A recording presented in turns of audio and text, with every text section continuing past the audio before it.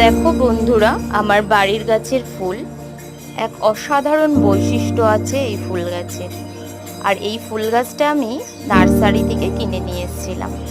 আর এই একটা গাছ থেকে অজস্র ফুল গাছের জন্ম হয়।